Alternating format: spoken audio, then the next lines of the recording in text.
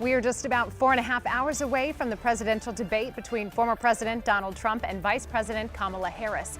This will be the first time they will be on the same stage. Earlier on the News at 4, we spoke with former Virginia Republican Governor James Gilmore about tonight's debate and what's at stake. And now our Allison Seymour has an interview with another former Virginia governor, Democrat Terry McAuliffe. So, Governor, as the former chair of the Democratic National Committee and your role in the Clinton White House, you are no stranger to presidential debates. So, what does Kamala Harris need to do tonight, and what should that mission be? This is going to be a huge debate for her tonight. Very important. Got to remember that this will be Donald Trump's 7th presidential debate. This will be Kamala Harris's 1st presidential debate. What she has to do tonight is lay out her agenda, positive economic agenda, lifting people up, taking folks to the next level, that as president, I will protect your freedoms, I will protect a woman's right to choose, I will protect democracy, and I will grow this economy to build the middle class. To me, that's the most important thing that she needs to lay out tonight. Trump's going to do what he does. He's going to lie through the entire debate. There's no fact-checking going on. She has to present her message tonight. What shouldn't she do tonight?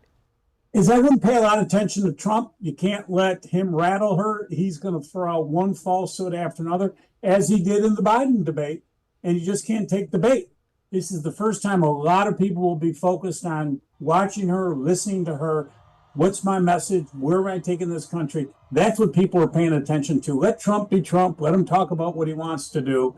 You need to lay out your positive agenda, build this economy, protecting freedoms, and restoring democracy in our great country. That's the message tonight. In that same vein, though, some have expressed that she needs to go full prosecutor on the former president, highlight his age, try to make him angry. What are your thoughts on that? As we've seen in the debates, without fact-checking, he can say whatever he wants, and they'll fact-check it the next day, but that doesn't actually really matter. If she did that, she would spend the whole debate just doing that, fact-checking everything Donald Trump says. Listen, when he says things are absolutely incorrect that have affected our country, she needs to go out and say, no, that's a lie, here's the truth. But here's what I'm going to do for you. I just think it's really important for folks. They want to move on. She wants to turn the chapter. This is a whole new generation.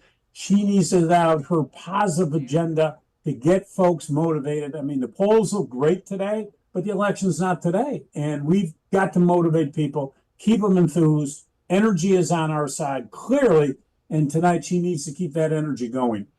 When she looks at getting folks to the polls, it looks like independents and moderate conservatives could really decide this election. So what does the vice president need to do to bring them over into her fold? Great question. Number one, protecting freedoms. Number two, she's going to build this economy. You got to remember that Donald Trump and his Supreme Court eliminated Roe v. Wade and a woman's right to choose in our country. And for all of your viewers here, this is a very important issue.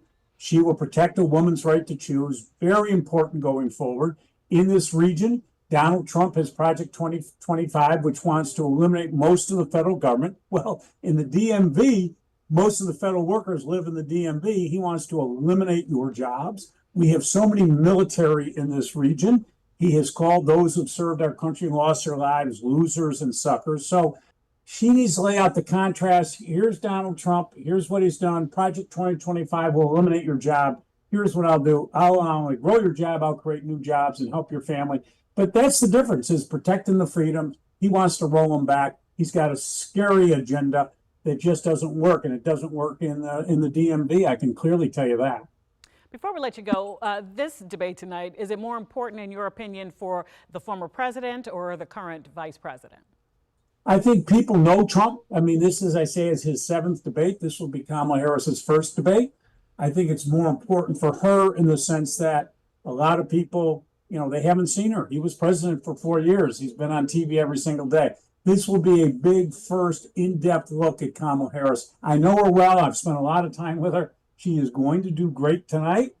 And, she's ready to go. She's ready to take this country. She's ready to be president of the United States of America. But this obviously for her first introduction to so many Americans tonight.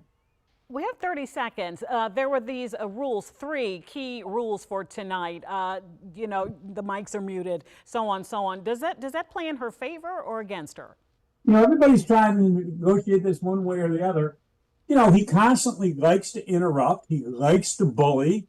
He's done that in his past debates when he walked over and stood next to Hillary Clinton when she was speaking. I like the idea of the muting of the mics because I do really want to hear what each person has to say about what agenda items to move the country forward without somebody constantly, Trump loves to interrupt. So I like the idea that they're muted because I really would love to see a true debate where here we lay our agenda and talk back and forth about particular issues. And the muted mic helps us do that better. Governor Terry McAuliffe, former governor of the Commonwealth, thank you so much. Thank you.